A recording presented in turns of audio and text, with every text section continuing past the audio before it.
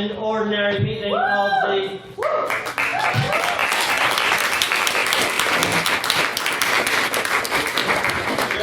Please do applaud at any and every opportunity.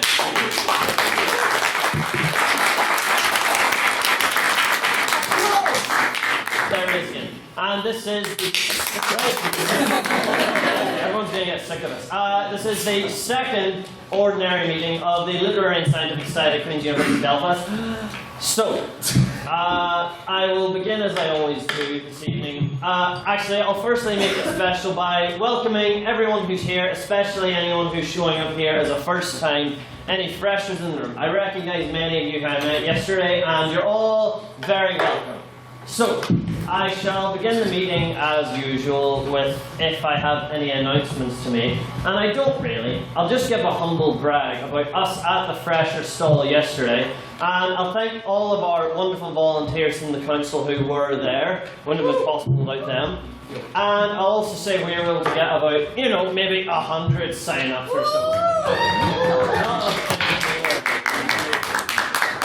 Yeah, we all have the main business. I know anyone who's here for the first time wants to get just all run through this. I would just like to take this time to introduce anyone who's new here to our lovely council members, everyone of the committee who governs all of what we do, say and hear and think. So, there's me, the President, Hugh Dobbin, hello. I'm General Ringmaster, Presider of Business and Master of Debates. Directly beneath me is Matthew Bradley, who you can see sitting there, also all lovely in his robes at the computer, who is in charge of our emails and getting the minutes for every meeting. You may see over here our Treasurer, our Master of Coin, Shay Glasgow, handling all things financial. And our internal convener, if he's about, Matthew Bryson, a very special man to make note of. If any of you have looked at our term card and you're signed up, you see anything at all that you want to speak at, any motions this term which interest you, he's the guy to talk to. If there's anything you see this term you want to speak at, he's the guy to go to, and we can hopefully get you to sign in with a space. We have next Tara Grace Conley, who you can see at the back there, who handles our IVs, our competitions across the year. We'll be going all across the island, to Cork, to Galway, to Dublin, etc. And our own IV here, which is where we do our competitive shit, which is also fun if that's your cup of tea. So, our outreach officer, Chloe Ferguson there, give us a wave. So everyone, who handles our work with schools, and who was also the chief organiser of when we were at the Brilliant Conversations Festival in Mount Stewart a few weeks ago.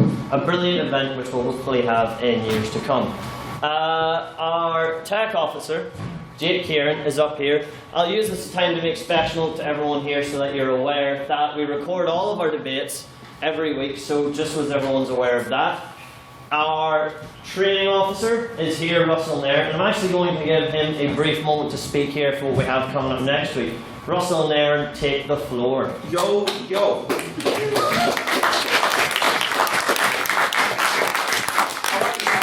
for any of you who are interested in workshops, workshops are a great opportunity if you've always wanted to speak but you're not quite sure how things are done, or you feel intimidated. Workshops are the place where basically we get you up to scratch and really teach you how the format works and how to debate with confidence. The first workshop of the year is going to be this coming Wednesday. That is going to be Wednesday the 3rd of October. The topic for the workshop is going to be debating after horrific. So that is going to cover the very basics of the format we use, along with sort of the general intricacies of debating here at any of our house debates, which is a great thing to do if you want to speak here. The time is going to be about 6 p.m. in the PFC. The event page is going to be going up tomorrow. So if you're looking out for that, sign up there and we can sort you out. And there may be a sort of treats there if I can sort it. So. Very good. That's not the end though. Hold your applause. Our social officer in the committee is Edmund Doherty, who you can see sitting here. And that covers the committee, so I just wanted everyone here to know who it is that's in charge and what we're about. I'm sure the setup here is pretty self-explanatory, so that'll cover our announcements phase. Now, for our next wee bit, I'm going to hand over to Matthew Bradley, who's going to read you out the minutes of last week, which is just going to explain it, which is... it's because I have been, like, bathed in this format for the last 3 years. I know everything, but I just know there's some who don't. It's where we'll get a wee reading of all that happened last week. So please, now give your applause, Mr. Matthew Bradley.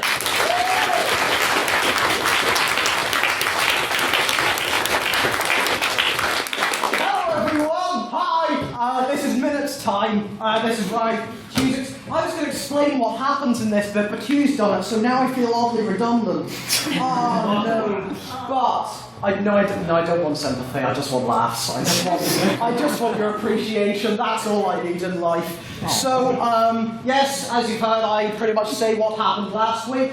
I normally try to keep my minutes quite light, quite funny, but because last week's debate was of a more serious nature, I've decided to open with a minute of genuinely excruciating banter. So I've got 1 minute on the clock. Here we go. So here's some banter. Hi, Hugh.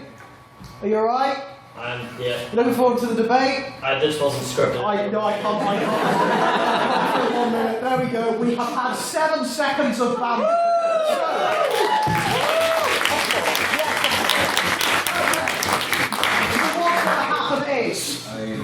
I'm going to do some call and response stuff. It's team building, it's fun. Get on board. I'm here to make sure you all have a good time while listening to what happened last time in case you weren't there. And then at the end I will say, may I take the minutes as read? If you think, aye, that's a good summary of last week, you shout aye. If you don't, you shout nay, and well, I'll deal with you. Okay. So, for the second time this year, this side of the room, do you want to hear some minutes? Yeah! This side of the room, do you want to hear some minutes? Yeah! The entire room, do you want to hear some minutes? Yeah! I didn't expect my voice to do that. That was like a mouse being run over by a car. That was just absolutely awful. The first ordinary meeting of the 170th session of the Queen's University of Belfast Literary and Scientific Society took place on the 20th of September 2018 and was attended by 46 members. Keeping the pre-debate announcements brief, Mr. Dobbin started the debate by fishing for applause. Not that he's, ever done that before. He then introduced the year's council, all of whom waved or made some quippy joke, apart from internal convener Mr. Matthew Bryson, who was at home having a nap. What a sleepy boy. Mr. Dobbin then opened a round of private members' business to allow Litterificans to discuss the great issues of our time.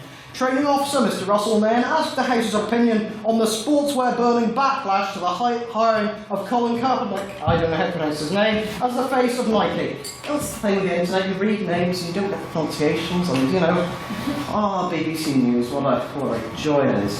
So, Mr. Tom again has stated that this sensationalised burning of Nike products depicted the right shooting themselves in the foot, while social officer Mr. Edmund Doherty posed a degree of cynicism towards Kaepernick's hiring, saying that his appointment was for profit rather than social progression. Mr. Robert Clark then asked the House opinion of the failure of the petition to oust Ian Paisley Jr.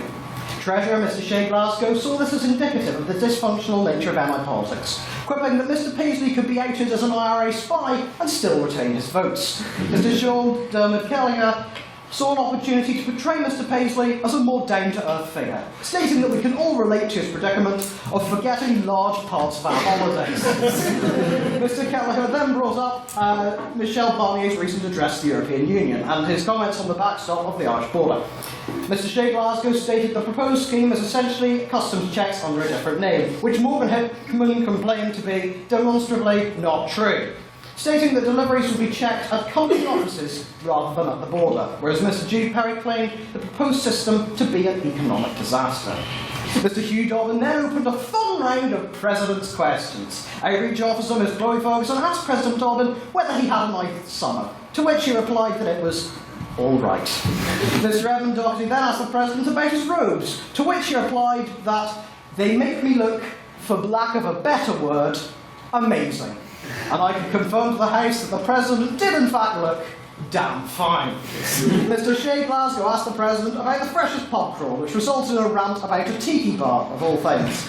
There was also another President's question from Mr. Calvin Black, which I've tried to write down multiple times, but it was a visual gag and they don't work when written down. So I'll just say the words, the Sausage Meat Project, for anyone that was there. They can laugh at that, people weren't there. Deal with it. After explaining the rules of the debate, President Dobbin then introduced the motion of the evening. This House believes prostitution should be legalised. A vote of prior opinion was then taken, which read 25 ayes, 14 nays, and 6 abstentions. Ms. Yusuf Dalil opened for the proposition and noted that the business shows no sign of stopping. Focusing her speech on the protection legalisation will give to sex workers, Ms. Dalil examined how more regulated industry would protect against abuse, and that the illegality of prostitution creates a stigma that discourages those who have faced abuse to come forward. Ms. Dalil also noted the issue of bodily autonomy and questioned whether the law should define what one does with their body. Opening for the opposition, I'd forgotten how to speak again, that's one. This happens, sorry everyone, this happens every time I read the minutes. I get too excited, I get too into them, and it's just my downfall, really. I'm back in the room. Opening for the opposition was Outreach Officer Ms. Chloe Ferguson. Noting the moral ambiguity of the debate, Ms. Ferguson proposed the adoption of the Nordic model, where the selling of sex is decriminalised and social policies are implemented to protect sex workers who rely on the trade as a means of survival. Ms. Ferguson claimed that the current trade is inherently abusive, and that the legalisation of prostitution furthered the entitlement of potentially abusive customers.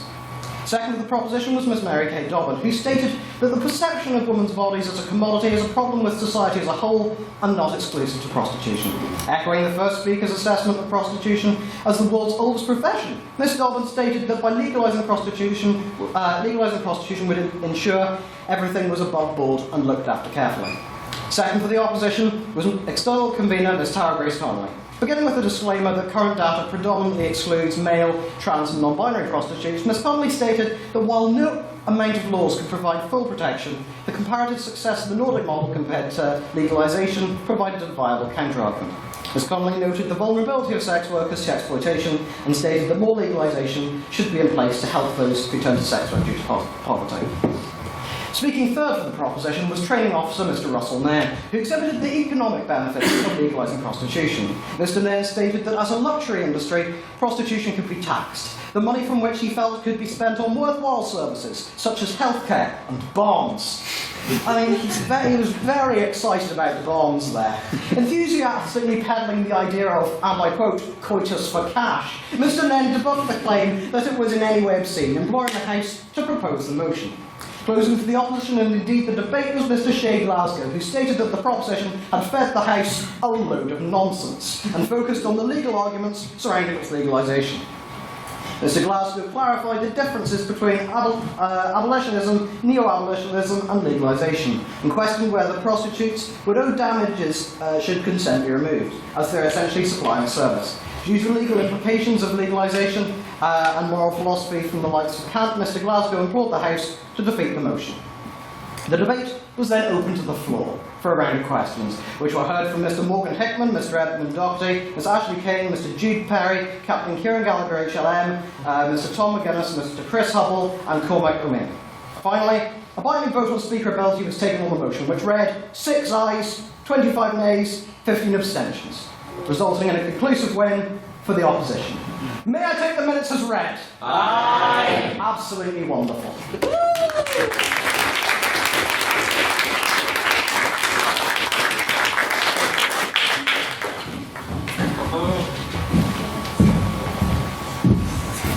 Alright, so now it's me back again, and we're now going to move on to a wee bit of private members' business. This is the part of the show where we open up to the floor, where anyone who has anything happening in the world today that they wish to talk about, you can bring it up. We have a wee discussion about it. It's kind of a bit for miniature debates aside from the big one we have.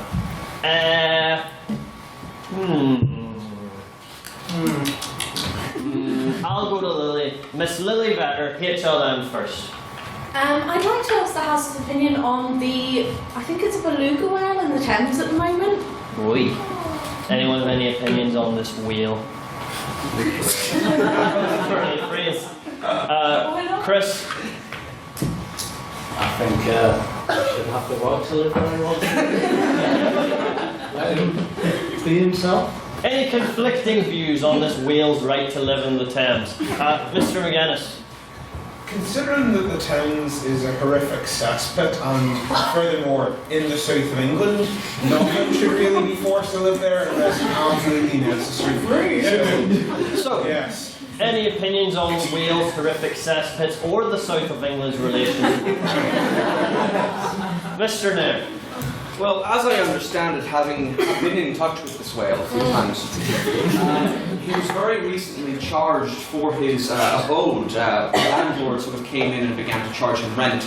And for the space he's occupying within London, he's currently being charged £40,000 a month. So yeah, it's a bit much. I promised everyone at the Freshers' Fair that we tackle real issues. I feel ever so slightly let down. Mr. Doherty. Just to like to quickly say, the Thames is one of the cleanest rivers in the world, and no one shall mock it. Aye, sure, it looks like it too. Except Londoners, because the Thames is a cesspit. Any closing points in this? I'm not going to let it go on for too long. You know what? Mr. Bradley, honorary life member as well. I was not going to make the joke that you sort of demeaned the I don't know, quality of Wales. I'm so sorry. I've spoiled the joke. Right. Someone else. You know what? I'm going to bring this to... I'd like to just have like a whale at a time!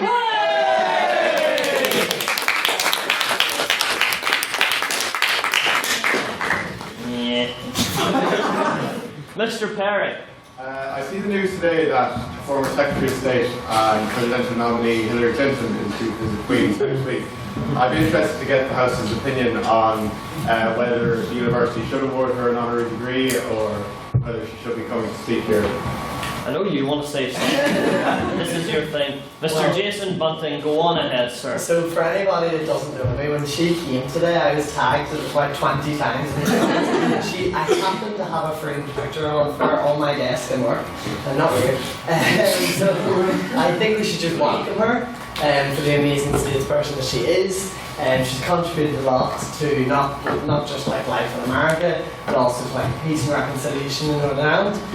So I think we should welcome her, and yeah, the more time she comes here, the happier I'll be. So I'll rewind back 2 years and ask for any more opinions on Hillary Clinton. Any at all. Mr. Doherty. She lost! it's not an opinion, it's a fact. Mr. Glasgow. Thank you. They fired Peter Robinson an honorary degree, so they're basically just getting him out of this stage.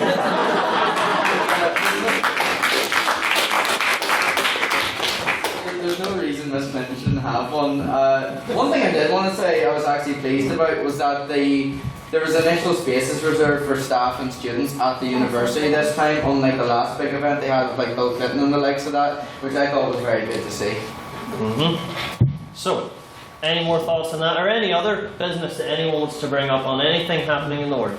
I'll go to you, Mr. Hubble. This week there was the wonderful Labour conference. Are you affiliated with Labour in any way, Mr. Not at all. I would like to just ask the House's opinion on a couple of the things. So, John McDonnell's speech showed like real radical change in terms of his economic policy towards more democratic ownership of not just national business, so the energy companies, the water companies, but also of any business having a small democratic share where workers have to have some form of representation. So, what is the House's opinion on that? Morgan had an opinion before you even finished, so Mr. Hickman, if you'd like to stand up and give us your bit. Mill's interesting policies about the ownership of businesses. He hesitated before he said that. I was biting back a word that I would probably not be allowed to say on record. I'm sorry, because it wasn't. It has been assessed by a number of independent financial think tanks. Well, it was the Institute for Fiscal Studies. And it has been demonstrated that this would cause significant economic harm to individual businesses and the economic growth of this country as a whole. It is and this particular policy, as highlighted by Chris aside, the entirety of the Labour Party comments this week has been entirely incoherent in policy. There has been back and forth between different members of the front bench of the party, and it has been an absolute sham. Yeesh. Any other potentially conflicting opinions? I'm trying to get a wide berth of viewpoints. That's berth with an E. So I'm glad to see Mr. Hickman so, respectful of the opinions of... He is never respectful of independent financial, think tanks. Was he not the boy who was defending Brexit though last week? It does seem to be contrary to defending the opinions. Necessarily the same as what they're speaking. I suppose so. But and again, attacking Labour for not having a firm political standpoint is, to be honest, fair, just because they are also not really having a great stance on Brexit at the moment, because they're going, here are our economic policies. We're probably still going to do the thing that everyone says is going to be disastrous to the economy. But we've got some great economic policies, which is just feels great. Mr. Humble, I think you have a word. I was just going to clarify, if anyone is in doubt on Labour's Brexit policy, please come see me. Go through it in explicit detail. If I open this up to Brexit generally, we're going to be here absolutely all day. Does anyone have any other pressing bits of separate business? No. I was on the same matter of business. You know what, I'll let you go for it if that's what you... I would just point out that literally all the arguments Mr. Hickman has wheeled out for this new policy of Labour were all wheeled out for the national minimum wage when it was agreed by the Labour government some 13, 17 years ago, something like that now. So I think this is, as is always the case, right-wing think tanks saying, this is going to be the end of the economy, the house is going to burn down, and guess what, the house is still here. So I'm going to call us both. Yeah, that's you, tool. Mr. McSparren. I want to actually talk about another whale of Donald Trump, who recently it was a really bad joke, I'll but he recently gave a speech to the UN where he addressed his administration and himself as having accomplished more than any other president in the United States history. Now, what would people's general opinions be on someone that egotistical and actually thinking they could get away with saying that to the whole world? Effectively being a leader of the free world. So we can cross both Brexit and Trump off the debate.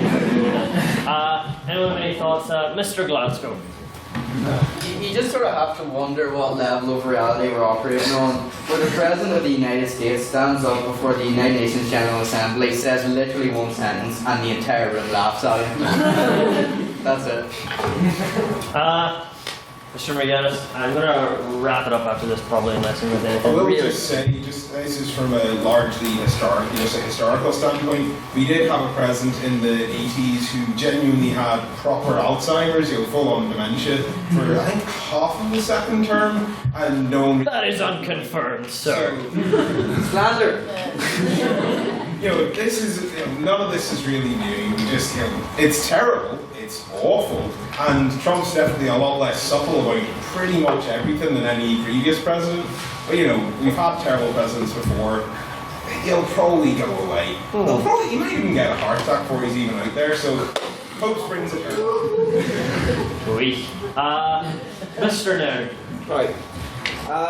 So it is a political culture that I've got here.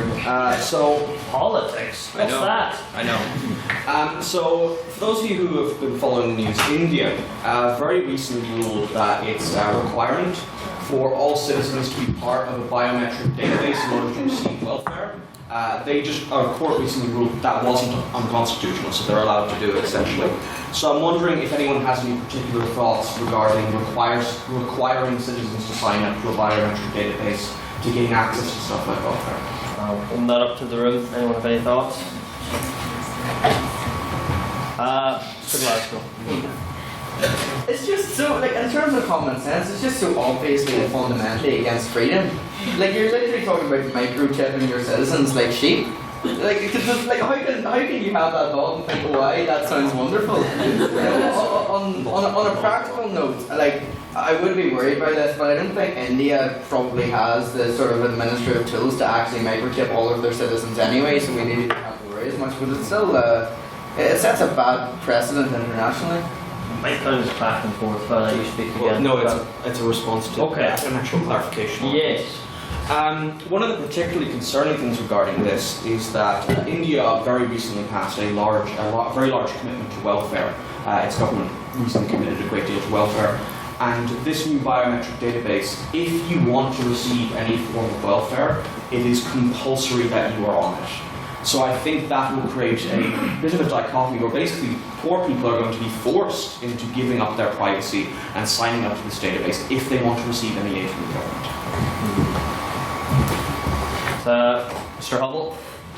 Just quickly on that, I think it would be quite worrying, the fact that as it's not a universal welfare system that they're introducing, it would be just the poor that have to sign on to this database, and that worries me when it's just a certain group of the population. Absolutely. I will. Oh, yes, Ms. Bajaj. I would say that yes, you would worry about security and things like that, but also you have to realize that India is a really big place, and their government isn't very aware of the people that do live in India, and in that way it's getting poor people to actually engage with the government and take advantage of the welfare and aid that is available to them. So I would say it's a step forward. Mr. Glasgow? Can I just say, a simple identity card would do like the job of what you're saying. You don't need to like fire microchips into people's arms, you know.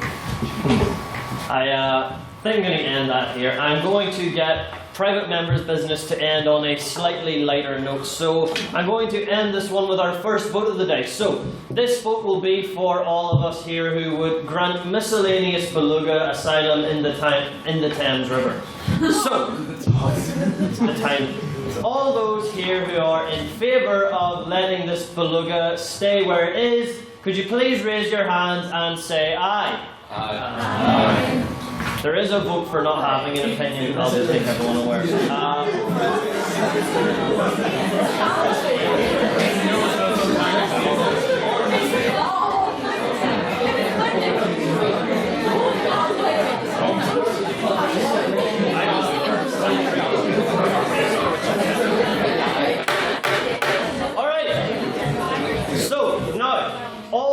Who wish to send this beluga into exile, its fate being out of our hands, please raise your heartless hands and say nay. Nay. Beluga's out. Slave away. Free will. Doesn't belong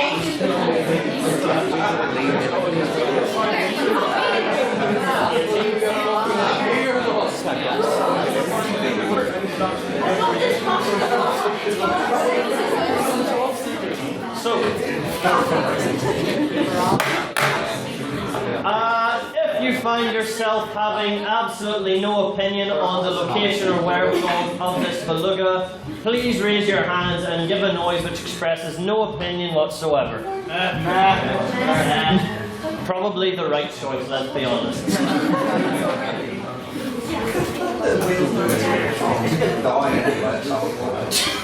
A cherry. I got yeah. All right, Matthew Bradley, read that vote back to me. The vote reads 23 ayes, 18 nays, and 12 abstentions. The beluga now has, by authority of this House, for all the authority it possesses, official asylum in the Thames River.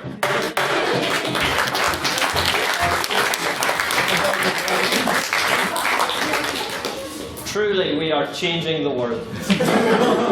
So, now we'll go on to a brief wee bit of President's Questions. This is where, if for whatever reason, anyone has something that they wish to ask of me, you now can.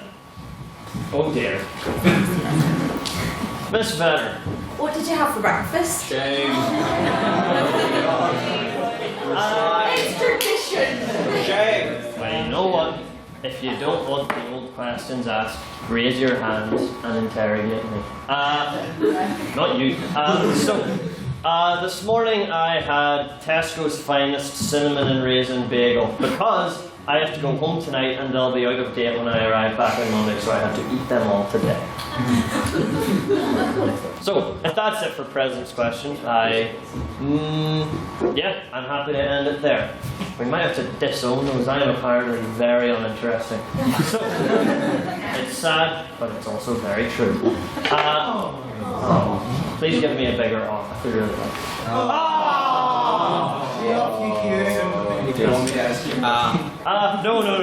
What are we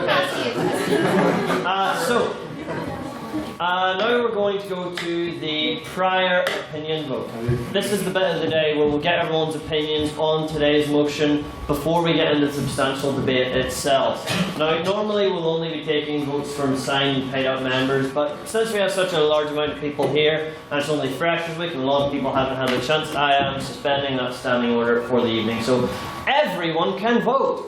So, if you would vote in favour of the motion, this House would rather have fun than get a 2-1, please raise your hands and say aye. Aye.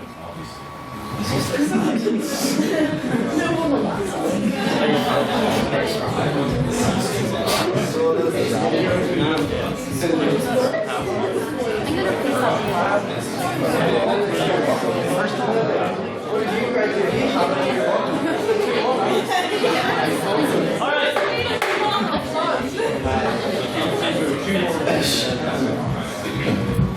If you would oppose this motion today and you do not want to get lit and resit,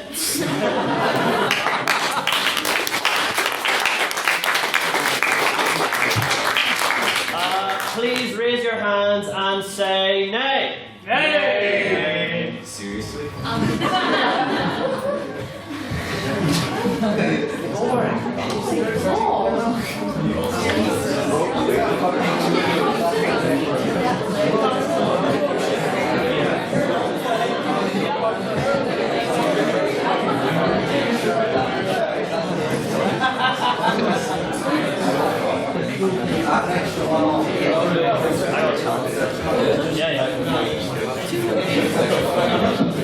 And now on to the abstentions. If you wish to express absolutely no opinion whatsoever, then raise your hands and express no opinion whatsoever.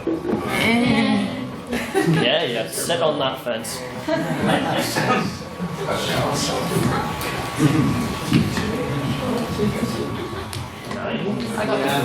Okay. And once again, Matthew Bradley, read me back that lovely, lovely vote. On our vote of prior opinion, there were 20 ayes, 38 nays, and 9 abstentions. The nays have it, the nays have it.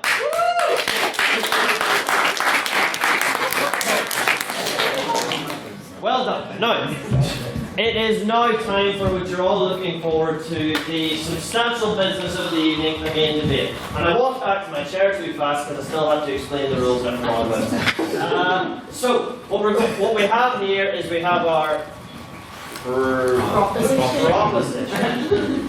Sorry, on this side, and the opposition on this side. The format is we have 7-minute speeches alternating between each side. A 7-minute speech for the proposition followed by a 7-minute speech from the opposition, so on and so forth. Now, at the end of the first minute of each speech, you'll hear me do this. That indicates what we call protected time is over. Once I've done that, anyone who's sitting in the audience can raise their hands and offer interventions to the speech. Now, if the speaker doesn't take your point, then you have to lower your hand and respect that they don't want to hear. You should say how you offer intervention. Oh, yeah, and thank you, Russell. If you want to intervene, then raise your hand and maybe get like a slight vocalization on calling that point or such, but As I said, please don't be intrusive or harassing towards the speaker. Everyone's trying their best. At the end of all 6 speeches, we'll then go to a round of questions. That's where we'll then take a question for the proposition, opposition, then abstaining point, where anyone in the room can offer anything they want to ask, which then both sides get a chance to respond to. I believe I got everything covered. Yeah. I believe so. Does anyone have any questions about that? Anyone have any questions about the running or the format? Okay, yes.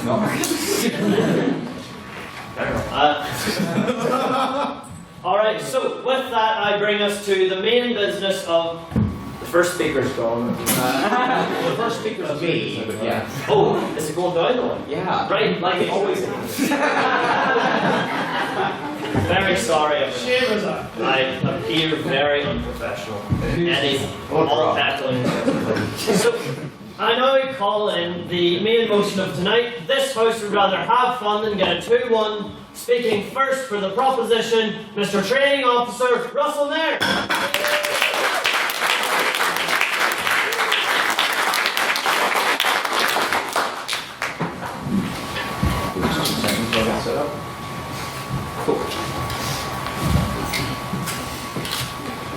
Eat, drink, and be merry, for tomorrow we die.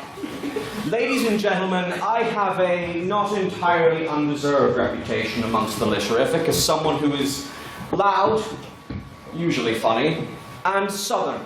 Therefore, in tackling this particular motion, I was kind of worried that people would just expect me to stand here, give everyone a bit of a giggle, wave my arms around, and then say nothing of value at all. And believe me, there'll be plenty of that. But I think it's very important that in this process we do not miss out on the core of what the proposition is telling you tonight. Life is short, and whilst by all means strive for whatever societal standard of success, such as academia, that you desire, you should never do so at the cost of that abstract concept known only as having the crack. In essence, the proposition puts before you that when, at a critical moment, you are presented with the choice between academic excellence and having a bit of a laugh, then you should skip laughing all the way towards that hangover in the exam hall. So, what is fun for the proposition? And why exactly would we rather have it than something immediately applicable like a 2-1? To us, fun is a life well spent. It's going to that friend's party the night before their exam because you know they're leaving the next day. It's overloading your schedule with hobbies you don't have time for. It's the resounding yes in response to, Asher, you'll stay for one more. None of these things on paper make you more marketable or employable. And that's a good thing. Because you are not a machine. You are a person whose happiness is worth more intrinsically than any arbitrary academic metric can assign to you. It doesn't matter if you get a good job. If you scrape by and have stories to tell, then you have led a good life. Life is a collection of moments that we must value, and university is such a unique pocket of moments amongst that. You're finally old enough to act independently, but still young enough to not have obligations that tie you down. It's a chance like no other to form the stories you tell for the rest of your life. Think about it. Imagine us all sitting together in the old folks' home in our rocking chairs with knitting out and cups of overly milky tea slowly turning to ice in our uncontrollably shaky hands. Who amongst us, go ahead. If you get a good education though, and get a good job and make lots of money, then you won't end up in an old people's home being abused by the staff. And my point here, sir, is very much rhetorical in the sense of we all end up the same at the end, which you'll understand by the end of this. Who amongst us would regale the group for the 10,000th time with that story of the time they stayed home to study? And as we sit there as equals in our decrepit age, what does it matter that some of us got better jobs? That some of us got into better postgraduate programs? In the final days of your life, nobody is going to reminisce about a 2-1, but you will spend endless time talking about your days of fun. So allow me to illustrate for you all. This here is Mr. Panda. Panda worked very hard his entire life. He got good grades in school and went to a very good university to study bamboo law economical science. Now, he was very busy with coursework, and so whenever his panda friends told him about that awesome party at the giraffe's place, he politely turned them down so he could continue his studies. He graduated with a 2-1 and went into a well-paying office job that took up most of his time, which of course helped support Mrs. Panda and the 2 baby pandas they would spawn. He was alive until he died. And the his life was a particularly exciting game of chess with a seagull. Now, Mr. Turtle. He was a right boyo. Much to the disapproval of his parents, he studied postmodern shell-based literature. When I say studied, he also took ample opportunity to forgo such tyranny as assigned reading in favour of the mad degenerate sesh. Did he graduate with the greatest grade? Hell no. But stories like the time he was drunkenly chased by a gang of pelicans onto a train in Sweden stuck with him forever and improved who he was as a person. He scraped by hand to mouth for many years until time decided he had lived quite long enough. And as the blackness closed in around his eyes, he thought back upon his life. And he smiled.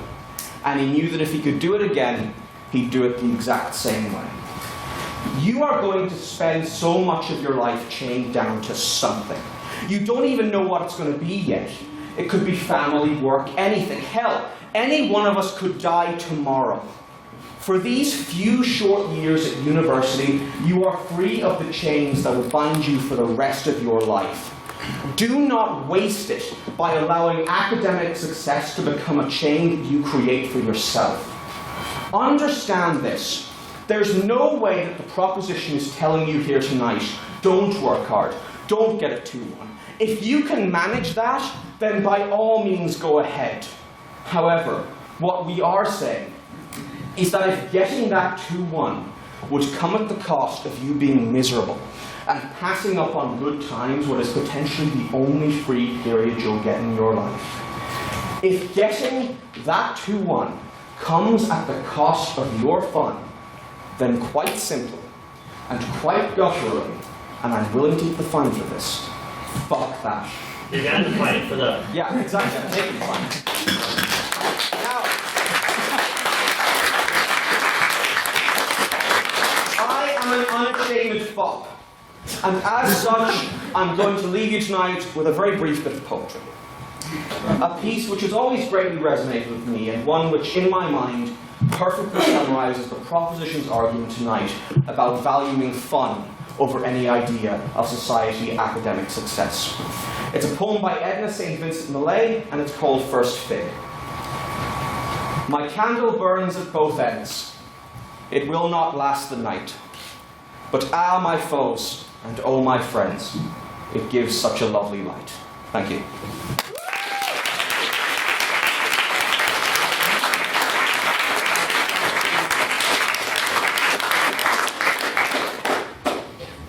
Thank Mr. Down for his fine speech, and I did forget one rule in my wee debriefing that I'm ashamed of. Also on the 6th minute, as well as at the end of the first, you'll hear me bang the gavel again. That means for the final minute of the speech, we're also not taking any interventions. I don't believe I mentioned that. So, I'll now pass on to the first speaker for the opposition, my immediate predecessor, the President Emeritus, Honorary Life Member, Mr. Calvin Black.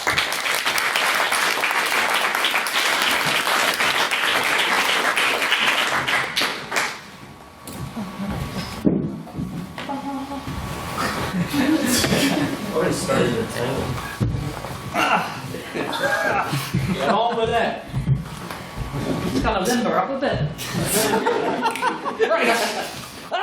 Feels good to be back. Good evening, ladies, gentlemen, one and all. It is so very good to see such a turnout this evening. There is nothing quite like the atmosphere you get from a packed room. So, how are you doing? Suitably exhausted from a week of Freshers' Fair madness, I do hope. Did all of you get a chance to see the alpacas outside the Student Guidance Centre yesterday? Did you not hear about this? It was, I kid you not, there were alpacas outside the Student Guidance Centre. There were. Sad to say, that isn't something you're likely to see again much during your time here. But well. You see, everybody always pulls out all the stops for Freshers Week or fortnight or however long it is now. Everybody wants to leave a good impression with you in the hope that you'll keep coming back throughout the year. The Literific is no different. Let me give you a little peek behind the curtain to that effect. This debate is a bit special compared to most of the rest that will happen throughout the year. Traditionally, the council always attempts to make it more accessible and more relatable so as to ease you in and make you want to come back each week. Or at least to get the £5 out of you. So the entire thing is very carefully controlled. The motions, the speakers, well, that's basically all there is to these debates. But let me have a quick show of hands here. Who here in the room is 18? Okay? Very good. Who here is starting their first year at Queen's? Hands up. Okay? And who here has never been to one of these debates before? Right, very good. You see, that's pretty much what I expected. And it must be surely what Mr. Bryson expected too. And so, where's my line? Yes, Mr. Bryson must have been expecting too. And I'm glad I checked because I would have omitted the glorious line, because Mr. Bryson ain't nobody's fool.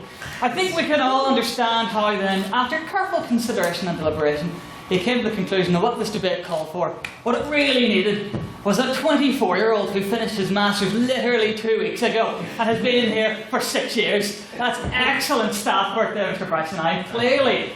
Yeeting? Yeet, is that how you know? Yeet, no?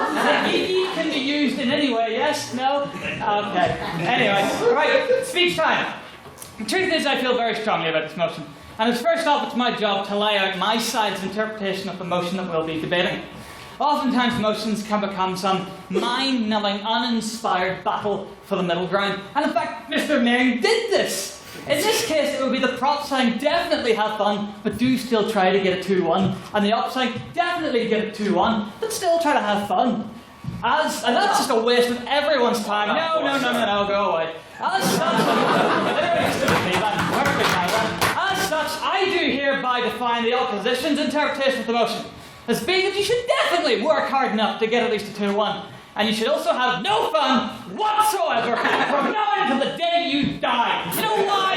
Because fun is evil. Unadulterated evil. If alcohol can be described as the devil's mouthwash, then fun is the devil's nipple piercings. Just picture it now. Now, to explain that analogy, I'm not going to. I just wanted you to picture that. Seriously though, fun is evil, and you should never have any. It's dangerous too. Fun, like a woman, will seduce you with its sights and its scents and its touch, and then it'll break your ankle, also like a woman.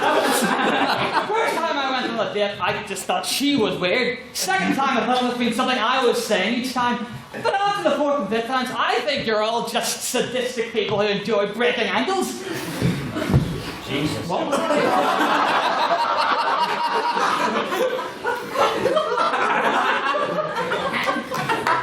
Just my life, really, isn't it?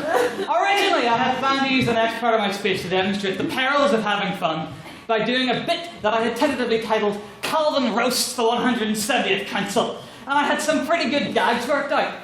There's going to be one about how Hugh's smile is so terrifying that my hair retreats further back on my head to get away from it every time I see it. One about how Mr. Bradley's speech is like the dying scream of a pterodactyl.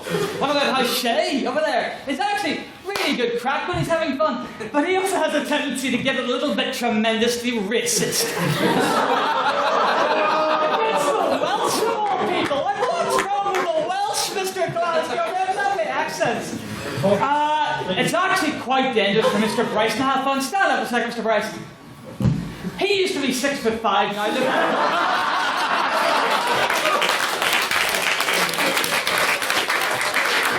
I realised the problem with this bit when I got to Tara. Where is Tara?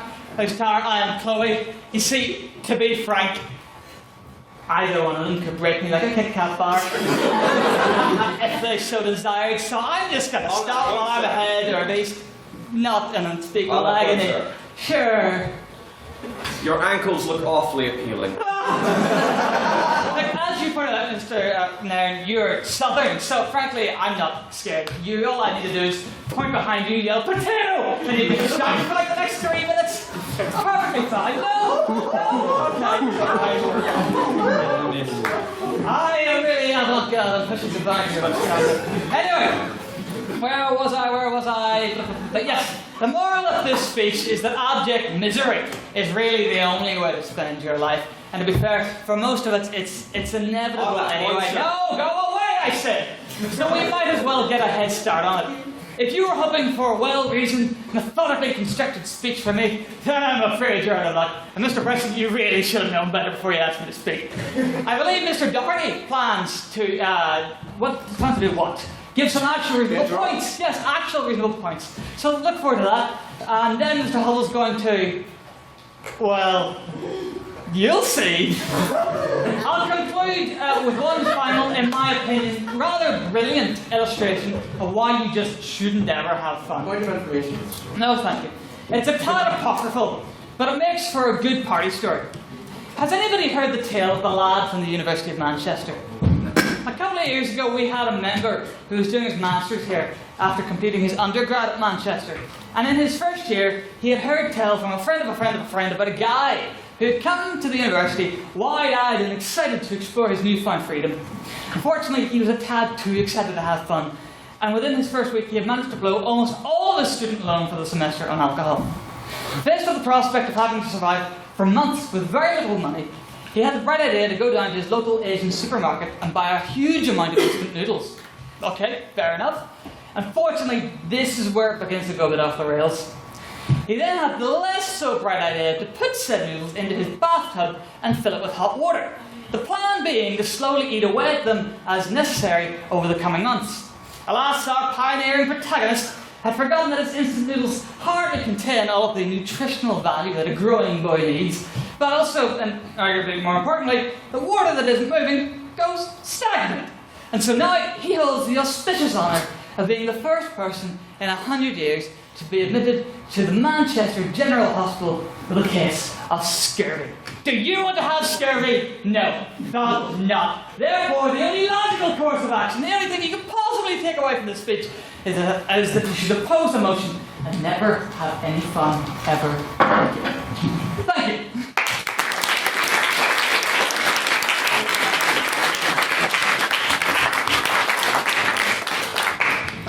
Right, well, I'll thank Mr. Calvin Black for his speech. Firstly, suggesting maybe we should all leave, since fun isn't allowed. And secondly, formally invite a formation of a line to break Mr. Calvin Black. No! That's my word on that. So, I'll now formally welcome up the second speaker for the proposition, Mr. Ulkin McSparran.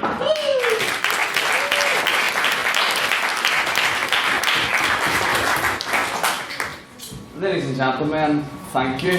Whenever I first agreed to do this debate, I'm not going to lie to you, I was essentially going to stand up here like some of my colleagues and try and do some sort of stand-up routine sort of thing and get a few laughs from you. However, I kind of had this road to Damascus conversion midway through making this speech and realised that I'm actually going to take this seriously, dare I say it, and I've came to the conclusion, that if you're going to university, you should be trying to have more fun than actually achieving your 2-1.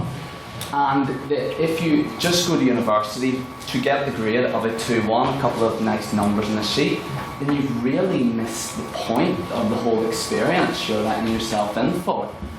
However, I'm going to address alcohol first because, let's be honest, fun alcohol, like, I mean, you don't need it to have fun, but sure it helps, doesn't it?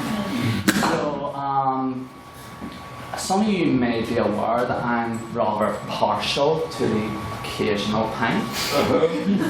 Last night? Yeah. We will not talk about last night. So. Pardon? I was a witness. Yeah, you know we carry To the occasional pint. Almost as much as my good colleague, Mr. Matthew Bryson, if I'm correct. I don't drink. You do not. And yes, I do view the fun of socialising, going out and meeting new people as more important than getting a 2-1, and I would happily endorse this Epicurean-like lifestyle of potential pleasure.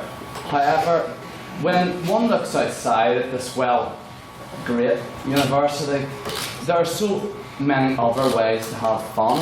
So I was at the Freshers' Fair today, strolling around it, and I just couldn't help but notice the amount of clubs in society, the actual amount that this place has got going for it. Like, On that point, actually, yeah. and they're all worse than this one. Hey! Right, whatever. Great enthusiasm, everyone. So I was looking at the amount of clubs and societies that you can join. I mean, for example, there's karate, fencing, dance, amongst many others. Though looking about this room, for instance, the debating society, we're not the most athletically gifted bunch. So there's dragon slayers, chess, the litterific. There's a lot of societies that fit us, well, let's be fair, dorks as well. I didn't get the laugh I was expecting. But this is kind of showcasing there are more ways to get fun than there are more things you need than drink and do the numbers 2-1. And I'm going to say something pretty controversial here. The uncomfortable truth about 2-1 is that it isn't what it used to be. I was actually in The Guardian the other day and found out that 73% of students in the years 2015 and 16 were achieving a 2-1, which, oh, I knew you were going to raise a point. Yes? This is about The Guardian, isn't it? No. But surely, if the 2-1 doesn't mean all that much, if you're getting lower than a 2-1, No, the 2-1's just, right, I'm going to address this later in my speech, okay? The 2-1 nowadays is just effectively a stamp to say you showed up at your lectures and your tutorials and you know you're not a complete muppet, so it is, okay? It doesn't actually mean anything. When everyone's getting it, it's meaningless now. So you may as well go out and have a good time. Everyone, even mediocre students, seem to be getting it. So why bother? No one's going to check, just going to see if you've got a degree. Get a 2-2 as well.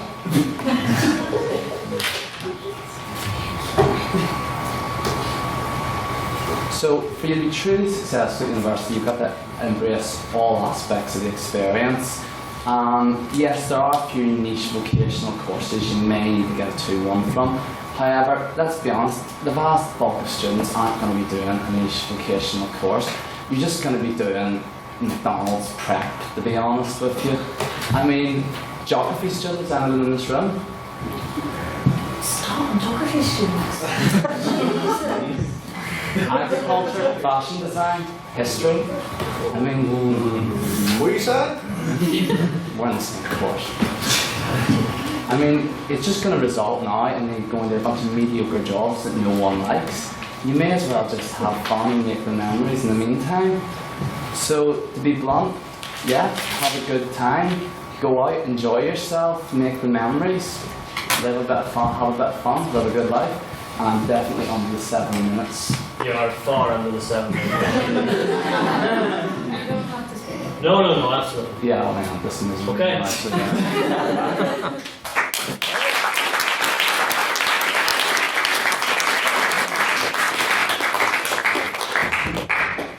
I'd like to thank Mr. McSparren for his brilliant speech. Now, on to, speaking next for the opposition, our social officer. Please give him a hand, Mr. Edmund Doherty.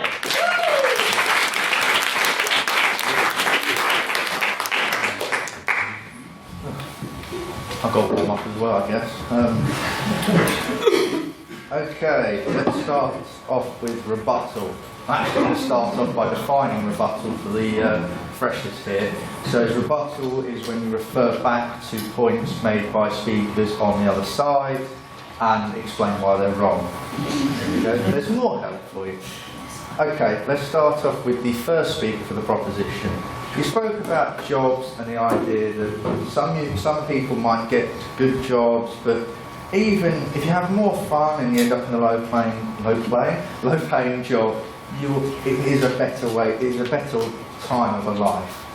I don't think most people in low-paying jobs would prefer the crack over having a bit more money each month so that they could pay for their house and for their kids and for their and for other things.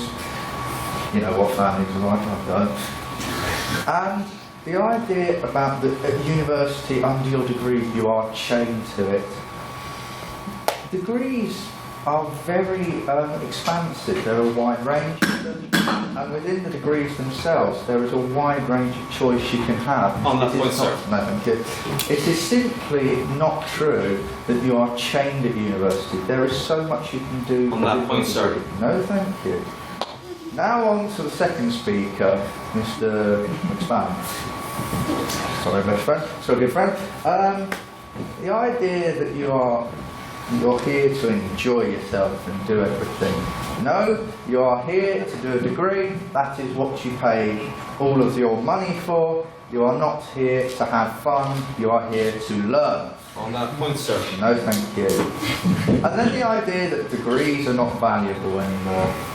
Try saying that to people who failed their GCSEs, and I think they'll tell you something different. Degrees are very valuable.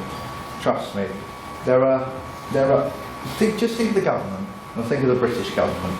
Might be hard for some of you, I know.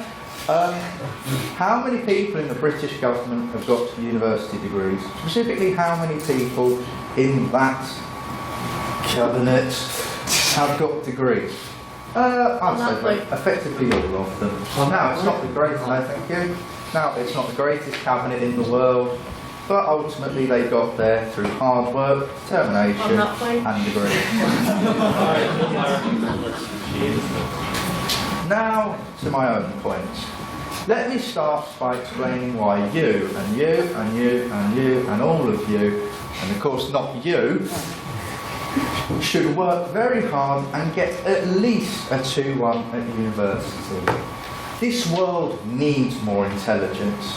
This world needs more people who can interpret, who can design, who can influence, and who can create. Even if that means that you have to work as a speechwriter for a useless president. On that point, sir. Yes, Mr. Pett. Are you not afraid that this line of thinking couldn't end up as a bit elitist in a way? No, because if everyone works very hard, we should all do well. And no, I don't think it's elitist. I just think that people who are best deserve what they get into them. On that point.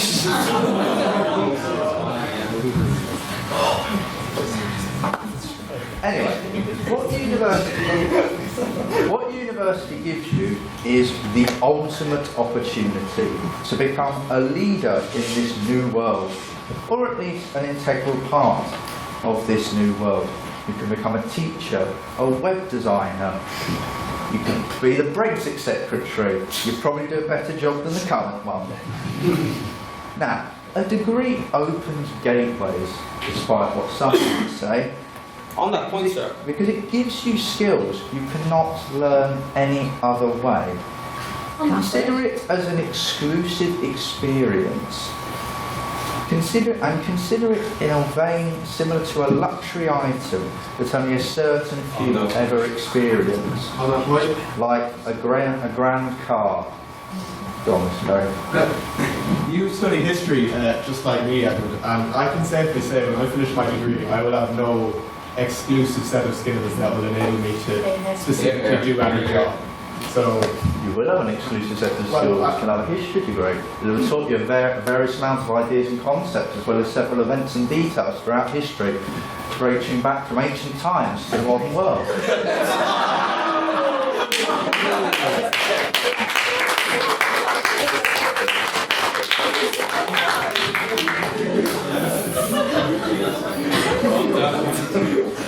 And allow me to finish with a joke.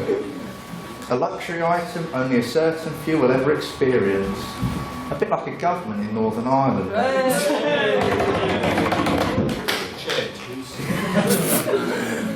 Alongside this, every single one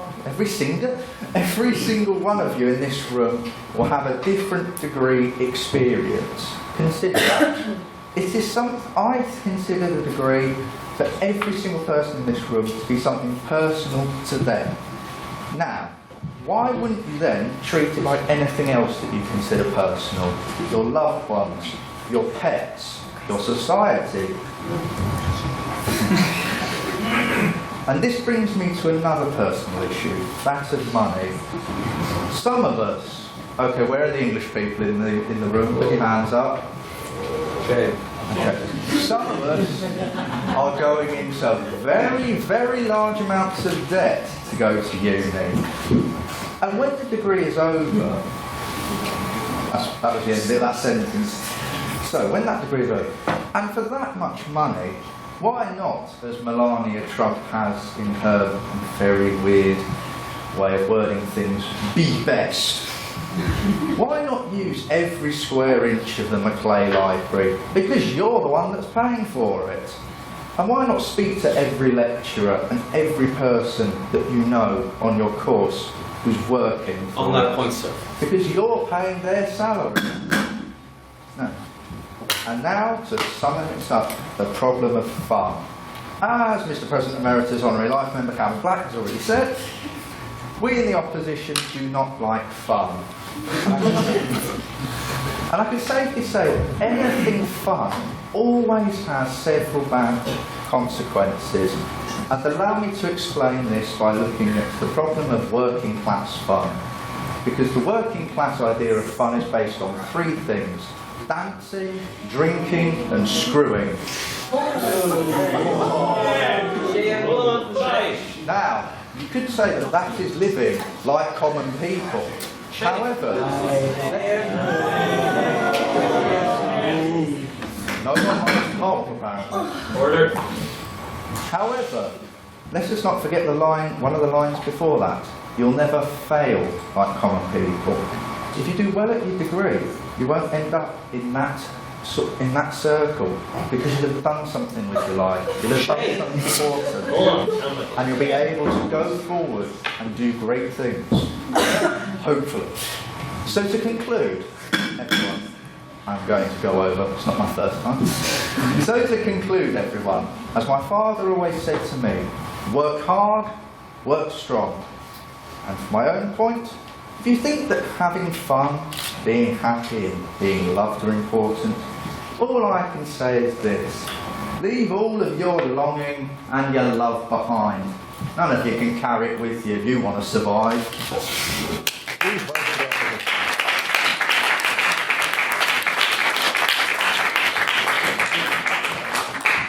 Okay. No, hold on. I will say to everyone who's in the room here, I'll implore everyone, especially anyone who's here for the first time, to please, if you have any thoughts on anything, do stick your hand up and try and engage with it. That's obviously what we're all about. And I know it can be daunting, especially here for the first time, but we do want to hear the opinions of everyone. So keep that in mind with the final speeches, and as well as when we open up with questions, that we want to hear from everyone in the room who wants to be a part of it as well. Thank you. Saying on that point, when you put your hand up really helps because it's sometimes hard to see. Yes, it's a big room, round room, it's theatre in the round, definitely theatre. Is it round? Okay, it's not in the round, basically at all. But at any rate, this will stop being an attack on my personal character and an attack on the character of the three classifications by the final speaker for the proposition, Miss Lily Vedder, Honorary Life Member.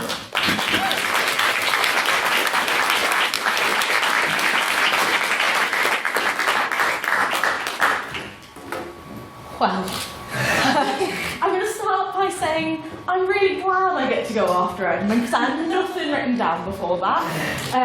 So I'm going to start with a few points of rebuttal and then let you know a little bit about me. So, in terms of rebuttal, Edmund, low-paying jobs is not something that I would necessarily, although having a degree may get you a higher form of job. In Northern Ireland, the rate of... Sorry, let me start again. I completely stumbled myself. I'm so sorry. in Northern Ireland, it does not cost a great deal to live comparative to the rest of the UK. Therefore, if you are earning between £17,000 and £21,000 as someone who has just graduated from uni, regardless of your degree classification, you can live in a fairly comfortable lifestyle still. Money does not necessarily negate happiness to begin with in the first place. Neither does dancing, drinking or screwing.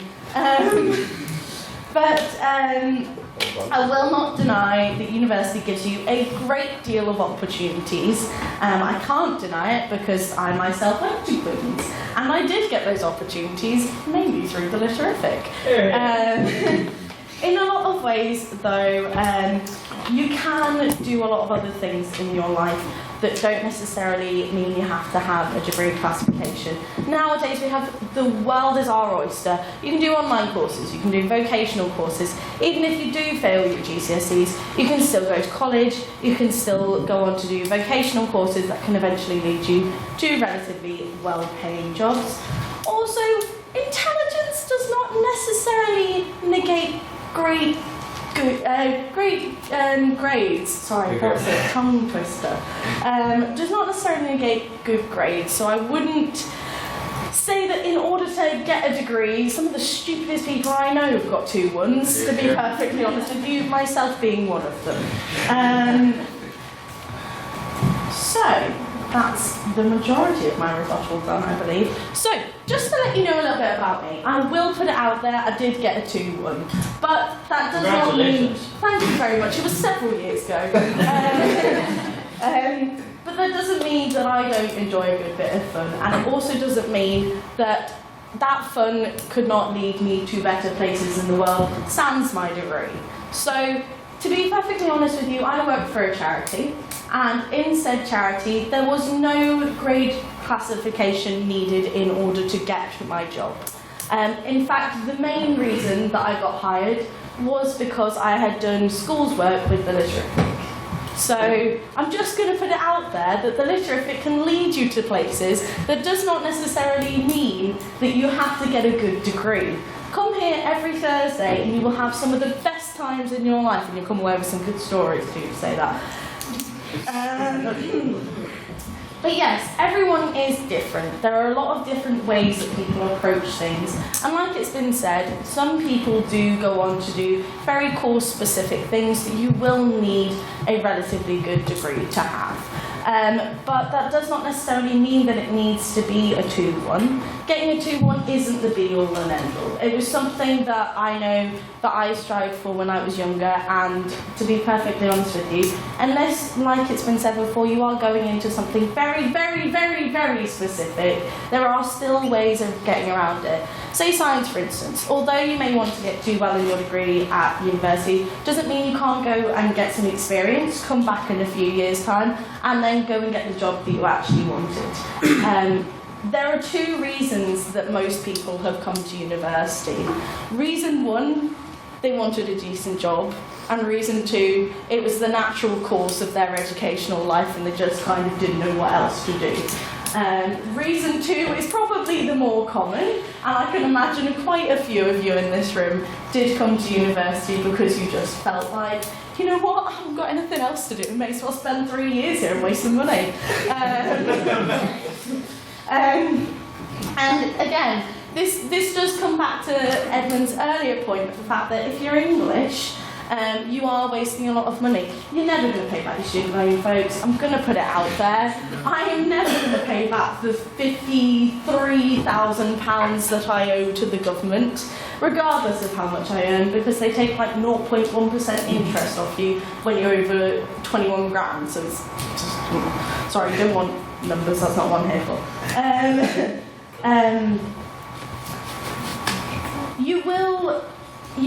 You may very well spend your life changing. So the one thing that my dad always said to me was, you're going to spend your life, the rest of your life, in a miserable job. You're going to hate it, you're going to hate yourself, you're going to hate everyone around you. So why not have some fun at university? I know there's a good few people in this room. Several of them have graduated and they spend their lives in miserable jobs now. And if it wasn't for the... Here's looking at you, Ben Murphy. if it wasn't for the good times they'd had at the Litterific, then I'm pretty sure they wouldn't have the social skills to then go on and engage with the job that they have. Yes? Would you not say that if someone got a 2-1 and was able to have a successful career, that it could also grant them a lot of opportunities as well? For example, working abroad or living in a different country? Aye, of course it can. But you can do that without your 2-1. You can do Erasmus during your university years. Doesn't mean anything. I could move abroad next week if I fancied it. Doesn't mean anything. Sorry. No, I do understand where you're coming from. You do get a lot of opportunities either way, but that's not to say, like I said before, that it's the be-all and end-all. Now, I'd like to come back to alcohol as my final point. I have been slowly sipping some vodka, hence my third speech, throughout the day. And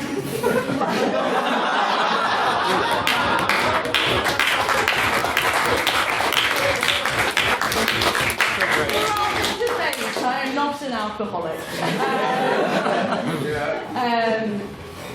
I would like to come back to alcohol because it has been brought up multiple times, and to be quite frank with you, Matthew Bryson is a very fun person and he doesn't drink. So, I mean, it's not exclusive to everyone,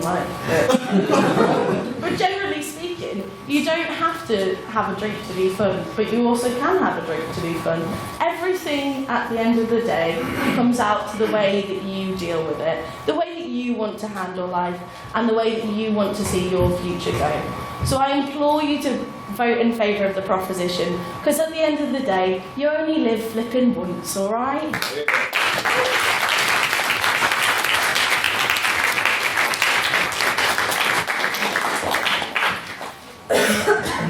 I'd like to thank Miss Vetter again for a lovely speech. And now to continue and close for the opposition, recently exposed Labour student. Chair. Labour students chair, greatest apologies. Mr. Chris Hubble.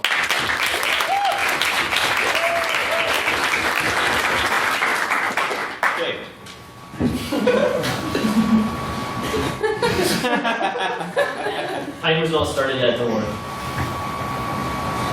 You wake up late for school, man, you don't want to go. You ask your mum, please. She still says no. You miss 2 classes and no homework.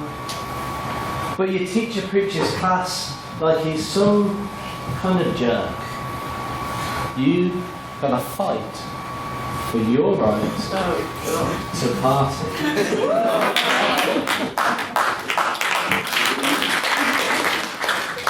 These immortal words by the Beastie Boys have lingered in our cultural memory like a cancer over 30 years, infecting every generation of youth, from the cocaine-fueled, money-grabbing yuppies of the 80s, the star-reaching garage ravers of the noughties, and even our current generation of day festival pingers and tequila shop trooms, who for some reason believe that a strong education is worth less than their right to party.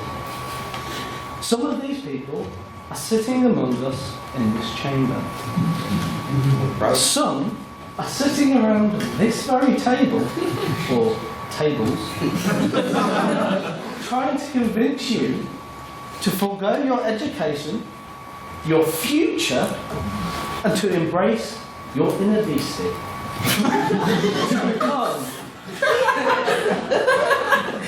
to become one of the boys.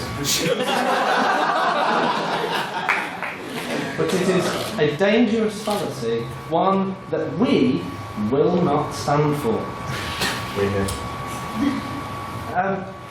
The proposition have said that when it comes to old age, no one will reflect on a 2-1. No one will sit back and look at days gone by and say, my 2-1, that's something that means a lot to me. But I imagine we will reflect on our time in the Algarve, or tell stories of the time we travelled the mountains of South America with the money we earned from our postgraduate careers. then Mr. Nairn has the pretension to tell us that the candle burns at both ends. But when you have the money that a postgraduate career offers you, you can buy another candle.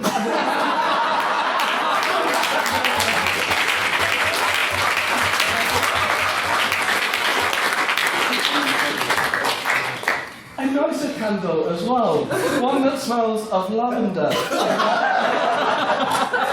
Other lovely things.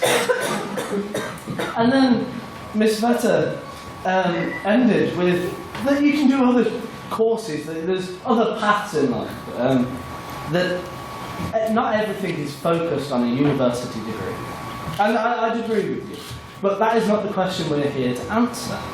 We are already students, and as students, there is no choice. We must utilise the chance of a strong education and a qualification. It is the only rational choice. On that point, sir. No. My speech is already too long. A degree opens doors, gives you the opportunity to travel and explore, and can lead to more and more opportunities to have fun. On that point. Definitely. You are saying that a degree in itself can do that. You're not necessarily saying that a 2-1 can do that. Yet we've never said that a degree can't do those things for a person. Okay, but is a 2-2 or a 3-3 in a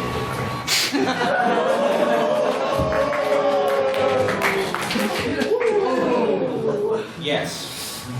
So what of the Beastie Boys now?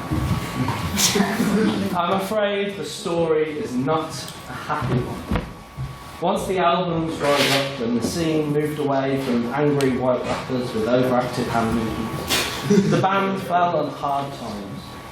The money ran out, the fun stopped, and the boys were forced to enter the real world. Mike the D Diamond, who spent his youth making with the freak, now roams the streets like a chlamydia-ridden pigeon as he unenthusiastically goes about his job as a sign holder for McDonald's. Adam MCA Yauch, upon reaching the age of 40, realised that his understanding of fun no longer centred around drinking a bottle of vodka and then throwing up in an alley, or getting so high that he ended up in a different country with everywhere on. No. In his mature years, the things he imagined to be fun were a wine tasting experience, or a weekend away in Devon to look at some fields. Without a steady income, though, these were impossible. And now he trudges through life, a tired, grey and meagre of a man, weighed down by the immense stillness that comes with a life of unqualified menial work. If you let me finish the last guy, then you can have it. Okay, I'll keep my hands up. And finally, Adam Adrock Horowitz. During his stardom, he developed a taste for the finer things, from caviar to Manuka honey, to fine cask-aged single malt whiskies. But now that money is tight, he sits in his small apartment, drinking bottles of Bell's, blended whiskey, and weeping. Each sip reminding him of how far he has fallen. Not fun at all. We are not the bloody Beastie Boys. If you want to work hard, if you want to get a 2-1, we're saying that's fine. What we're saying is you shouldn't do that at the cost of making yourself miserable. But the point of the question we're after is whether you would rather have fun or rather have a 2-1. What the point of my argument is, and I will get to this in my closing minute, is that you can have fun after you have a 2-1. And it is much easier to have that fun after a 2-1. It is much, you can have a much wider range of fun experiences when you have a position that is stable and pays financially well. Anyway. You see, what the opposition offers you is but a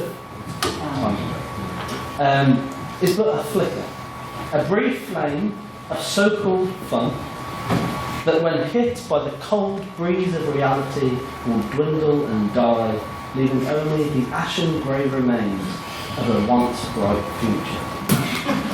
So in 15 years, when Mr. Nairn sits in the corner of his local Wetherspoons, wasting away his quite low wages on fruit machines and £2 pints. And what's a local chain of don't really have those. his local establishment. And Miss Vetter and Mr. McSparren embroil themselves in yet another loveless affair as they desperately search for the security, consistency and purpose that only a 9-to-5 graduate position with a trusted financial firm is likely to provide.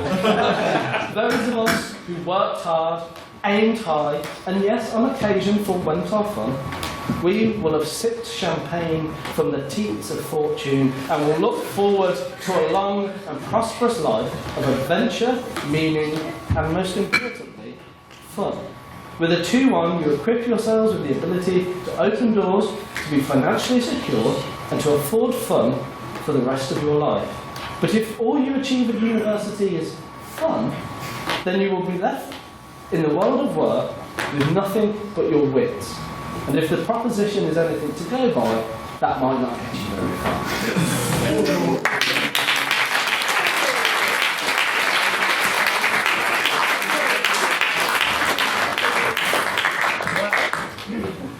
That concludes the speeches for this evening. If we can please get one more round for all of our brilliant speakers this evening.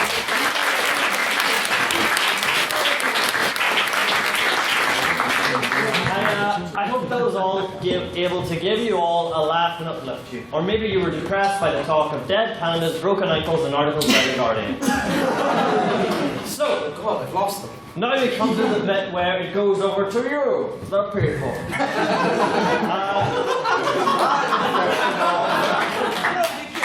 Saving that one up. So, I'll firstly ask for if anyone in the room has any questions they wish to direct towards the proposition, please do raise your hands now. Yes. Can we get your names for the minutes? My name is Joshua. Okay, so why have fun when you are in uni when you can take a gap year in between and do all the fun stuff and still manage to keep a 2-1 at the end? Who from the proposition will wish to respond?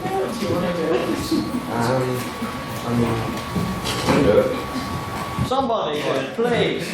Well, you can have continuous fun throughout uni. A gap year is just 1 year. You know, it's a whole 3 years on top of that. Like, you could be having fun at. So, why not? That's a really shit response. I'll explain to anyone who's new here that it's we generally don't have swears in the chamber, and every time you do swear, you get a fine, which is you're supposed to bring a bottle of port the next time along. I think it may be just general alcohol, not very good. Gin. You can. Bring the It's gin. more expensive. Bring the gin. I have a job.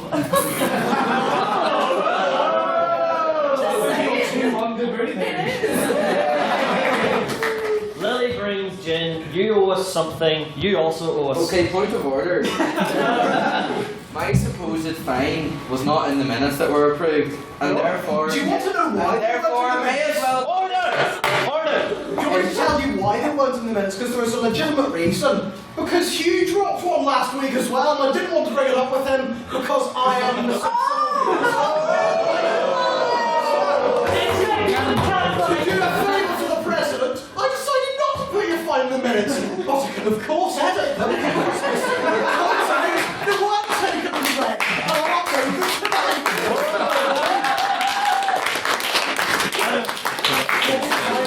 As a favour to the president, I agree that the minutes need not be amended. Now back to... we got wide distracted there, I'll say. Does anyone from the opposition wish to respond to the question that was made? Thank you very much, Mr. President. That is a rather elegant solution to this whole conundrum. I would completely agree with what you just said. Apart from the fact that going in that gap year would entail having fun. As I said, just get a head start in misery. Just don't bother. Just be a terrible, miserable sod from now to die. You'll make things much easier in the long run. So yes. Nice idea, but not very practical, I'd say. You really pigeonholed the two speakers after you in this whole fun. We communicated, it was a plan. Alright, any questions now for the opposition? Mr. Glasgow. Okay, was it the Welsh that you said that I was racist again? I don't recall making any such remarks. Just to address that, number one, that's slander. Number two, I am categorically not racist against the Welsh, but some of my best friends are Welsh. I have a great respect for long words with lots of consonants, and I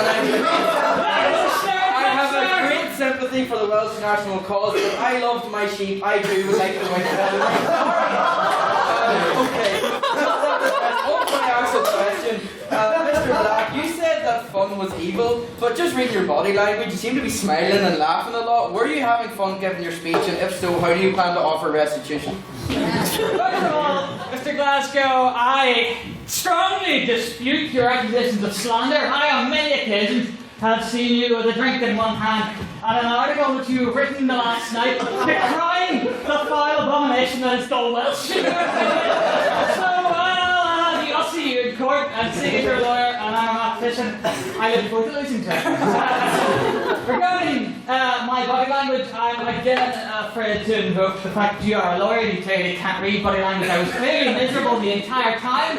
Any smiling you might have seen was simply me trying to mask pain inside. Bradley and I come from similar schools of thought on that. We're both so alone.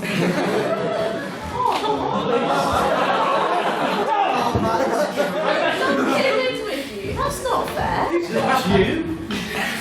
A lot of talk of loneliness tonight. It's, does anyone from the proposition wish to respond to that at all? I'd recommend not. But... Seconded? Okay, well said. I'll take now if there's any abstaining points. This is if you wish to talk about something that you feel wasn't addressed appropriately or addressed it. Yes, in the back there. It's. Yep. Can we get your names for the minutes? Sorry. I'm Ben. Seeing as the majority of members have already either completed a degree already or aren't in first year and have been for a couple of years of university already, does everybody feel like they're successfully representative of people who are just starting university? Because of course most of you have already got a 2-1, already got your degree, and meeting many fresher friends would obviously rather have fun. So do you feel like you've all successfully represented that group of people? I'll go to the brilliant question. I'll go to the proposition to respond first. Yes, well, despite my aged appearance, I am not actually 35 by I am actually only 20, and in fact I've just started my second year of university, so I'm relatively new to the entire experience, and I can speak as a general situation that in reality, yeah, I agree with you. I think I can represent this from your perspective, and I can say wholly that fun is a valuable part of that experience. I don't think you can leave fun by the wayside. I think if you go through your university experience miserable with the pure intent of getting academic success, which as we've established as a site, doesn't actually matter that much, then I think you're doing yourself a massive, massive disservice. Yeah. Right, and anyone from the opposition, Mr. Hubble? Completely forgot what the question was. About fundraising. Yeah, as you can probably tell, I'm the only freshers here. I am a youthful 18-year-old up at the bottom of secondary school. I would say that being in the position that we've been through, some of the trials and tribulations of first years and second years and 15 years. 22!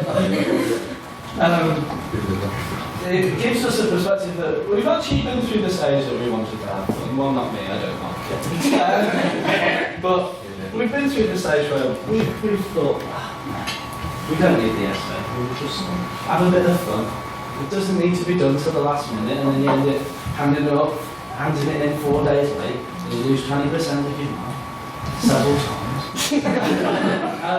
We've been through that stage, and the reason, especially for our side, the proposition of this degree, is because we don't want you to make the same mistakes. We don't want you to say, fun, yeah, let's go for it, let's do it. And then you get to second or third year and then you're like, oh, I've wasted 2 years of university, now I'm on the back foot, and now I need to get like 90% in all of my essays to pass. Because you've had too much fun and it hasn't paid off in the long run. Yeah. That's how we are.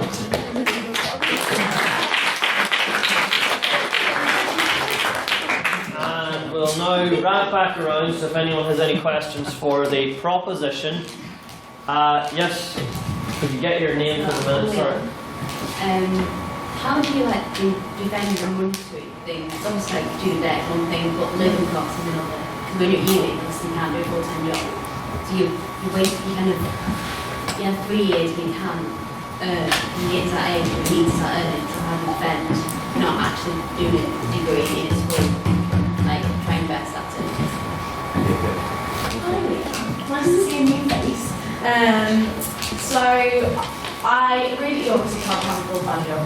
You can have a part-time job though. Like, there's nothing stopping you from having a part-time job unless you do something like medicine. But then medicine you get a higher loan anyway. So, or you can apply for other loans and things. You also get your student, well, the majority of people, provided you're not from down south, I believe this is the case, do get a student maintenance grant or a student maintenance loan. And like, granted, it's not necessarily the largest sum of money, but if you are careful with your money, and which, like, being careful doesn't mean you still can't have fun, just putting it out there, you can budget and have fun.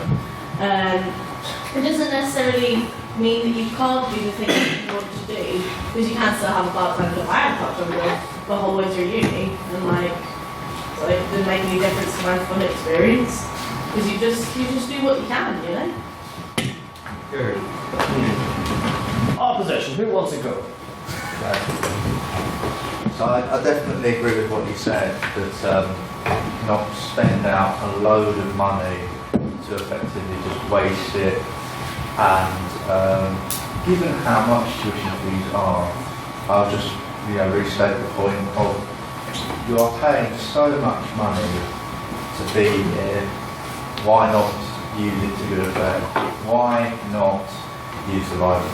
Why not try and just get involved with as much as you can in the degree so you can get the best grade as possible, get to 2-1, get to first, and it will help you achieve more in the long run, especially the first admittedly. But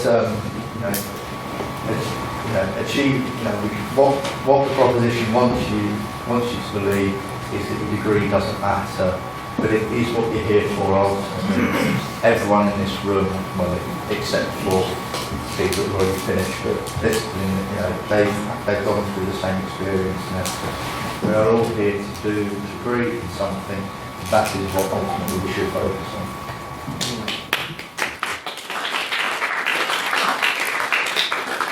Okie doke, artichokes. Now, any questions for the opposition? Yes, I can get your name for the minute, sorry. My name's Zach. If you're only supposed to focus on your degree, then why is joining clubs and societies and that kind of thing so encouraged? Please join our society. Opposition. Easy.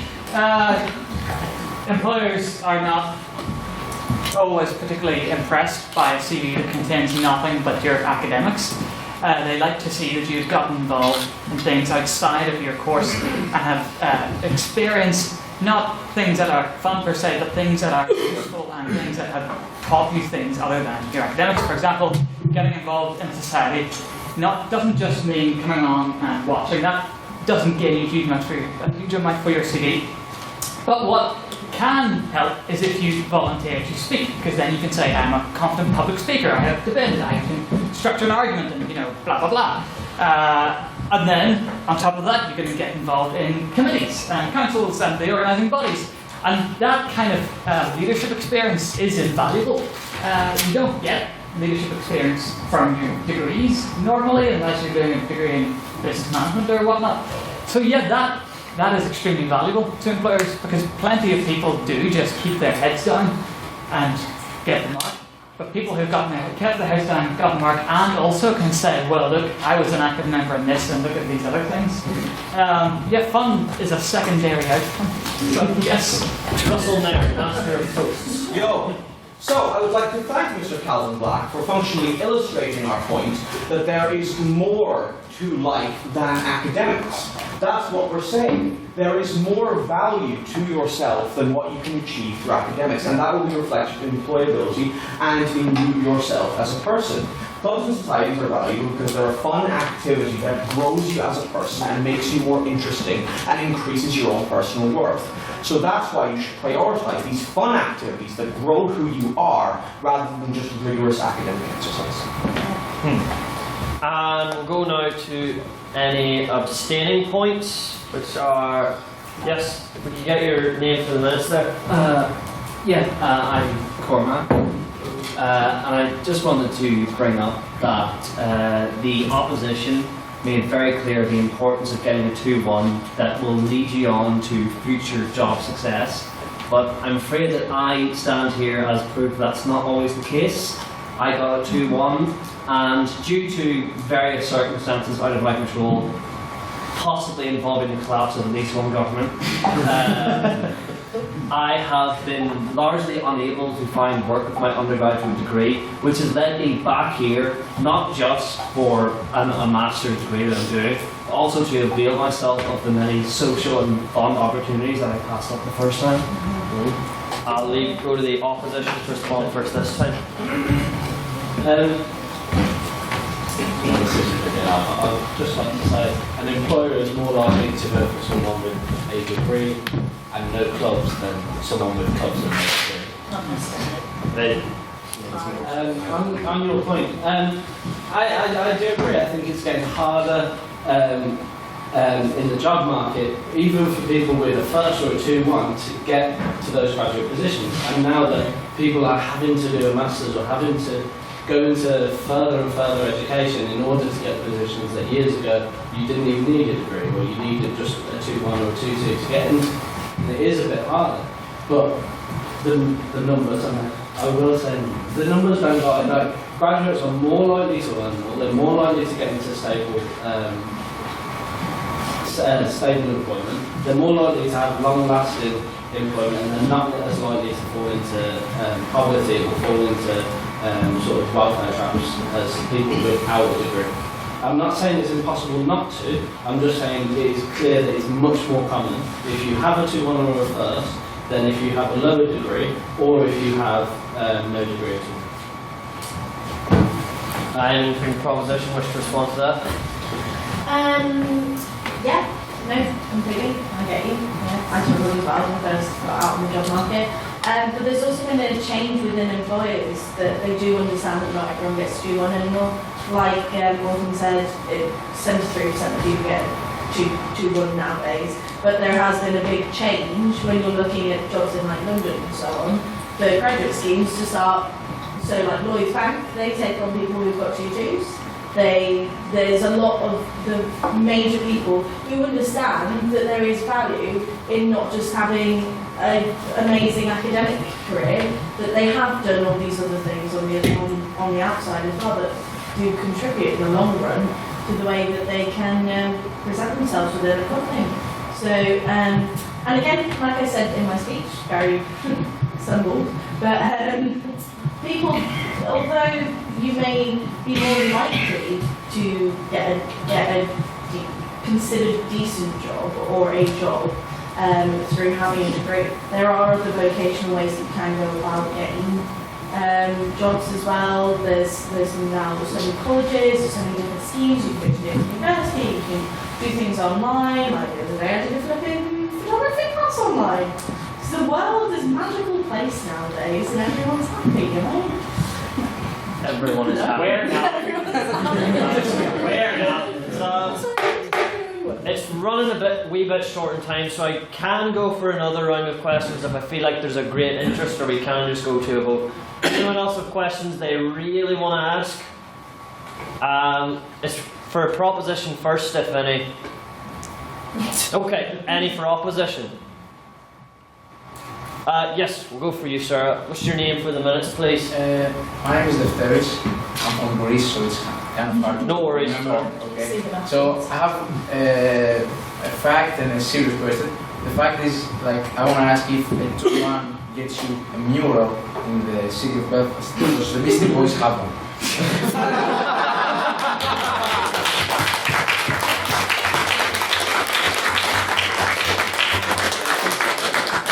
Serious though, it's like, I think part of having fun is actually it gets you some social skills, and I know that a degree is important, but like after 10 or 15 years when you're stuck in a bad marriage with unhappy kids, like I don't know if you can actually even really good money, like if you think that's gonna get you out of there. Well, it's not me that I agree with you, it's rather statistics.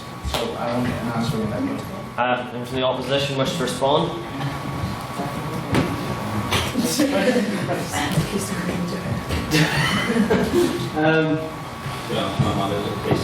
Isn't as developed in my speech, David.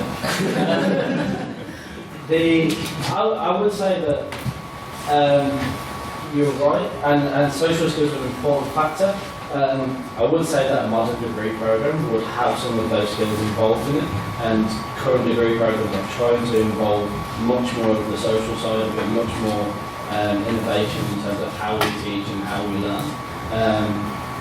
So you don't have to do that in a fun setting. You can do that as miserably as you like. You will socialise miserably together.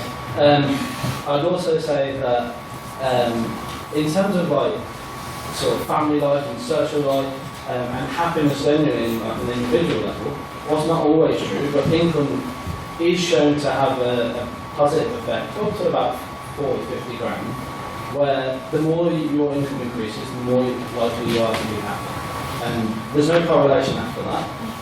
But if you have a graduate job, you're more likely to earn those figures. If you don't have that position, then it takes you either a lot longer or it's a lot harder work, which is possible, but it is much more difficult, or you just can't do it. So you can have there is a correlation that if you've got a 2-1 and you get into those graduate schemes, or just generally a good paying job, then your happiness and your social life will actually benefit from that.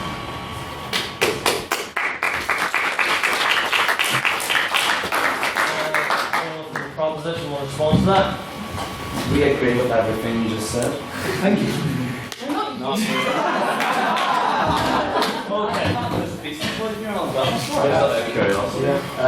I don't really, I'm not familiar with streets in Belfast yet. I'm here for 2 weeks. You have to show him tomorrow. Any final stating points at all? Sorry, I had a point for the proposition. Oh, okay, yes. It's a bit of a reverse order, but I'll let it go for it since I skipped it last time. Sorry. Go ahead. Mr. Nairn made the point at the start of his argument that we all go into the same holes. I would refute this point. See, if you don't make a lot of money, you go into an unmarked grave or into a pot of suspiciously bubbling stew. But if you make a lot of money, you get a gleaming marble mausoleum that men will walk past in marble going, here, that's the Egypt mausoleum. And do you not want a legacy, Russell? Do you not want to inspire awe in the hearts of men? I feel like there's a Russell? I mean, to begin with, Alchemist pointed out that someone like Vincent van Gogh never really made much money throughout the entirety of his life. But more to the point, the crux of my speech and the core point I want to make clear to you all today is that there is more to life than inspiring awe in the hearts of men. There's more to life than a 6-figure salary. There's more to life than these standards that society tells us we have to fit into. At the end of the day, we are all worms meat, okay? We are all going to end up as skeletons in the ground, dead, all right? And what I am saying, and what the crux of the proposition's argument is saying, is that what the small time we have And with this very short few years we have here, unchained from other obligations, we should be making the most of it and enjoying it all.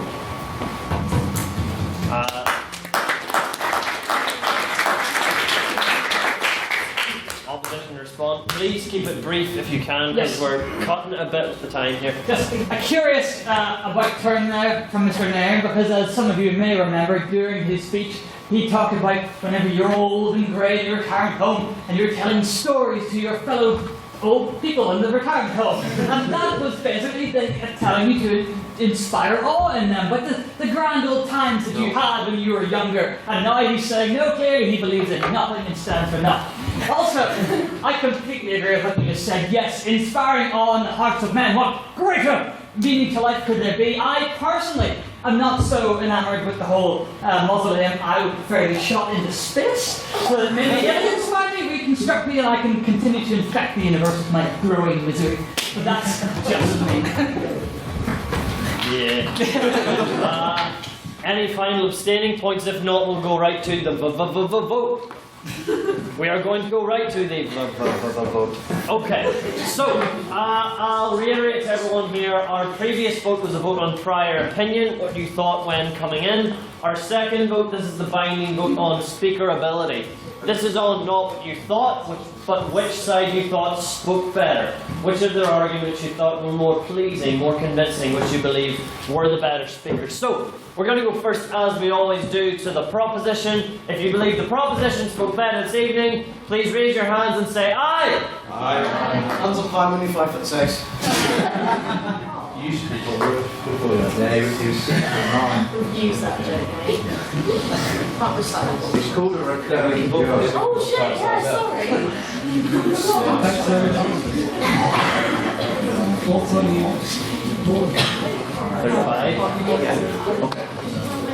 So, and if you're in the inverse and you believe that the opposition spoke better this evening, please raise your hands and say nay. Nay!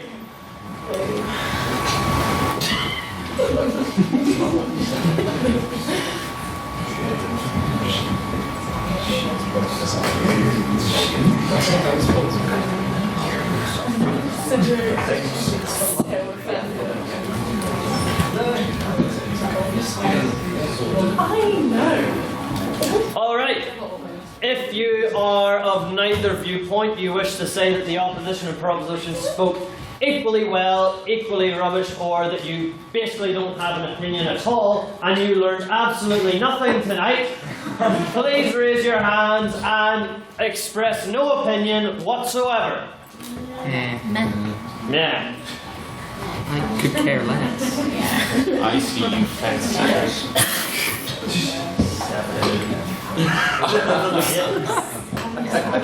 Far less of you than usual. We were clearly quite convincing. So, Matthew Bradley, will you read me the vote? Of course I will, but before I do, what have we learned today? Well, there's a whale trapped in the Thames. Mr. Panda was alive until he died, and the beefy boys should have worked harder. But most of all, we learned that the ayes were 35, 26 days, and 8 abstentions at the end. The ayes have it! The ayes have it!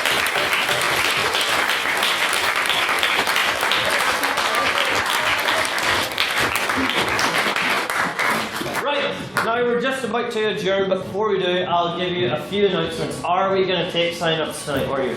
I'm okay to take sign-ups tonight, so only for Queen's students at the moment. Non-Queen's students can sign up next week when I finish making the form. And we have no change, so we need like exact figures. Do you not want to take sign-ups? I'm hoping that people have change. If they do, we cannot do it because there's no money in the box at all. We should have prepared for sign-ups better, clearly. But I want to tell everyone before you leave that tonight we did have a more light-hearted topic, but if you would like to hear the more serious, next week we are meeting on the motion, this House regrets the Easter Rising. Whoa. So, I highly recommend that you all show up tonight. I hope that you all had a great time. It's great to see a turnout as high as we had. What? You said you hope you show up tonight. Tonight. I meant this night next week. So, hope you all had a lovely time. Great to see you all. And we are Everyone's getting up. We are going to the pub. So please follow our social officer, any members of council. I highly recommend going, even if you haven't been here before. Where's the pub? Give me a minute. Even if you don't drink, we're going to Lavery's bar. Follow them there. I declare this meeting adjourned.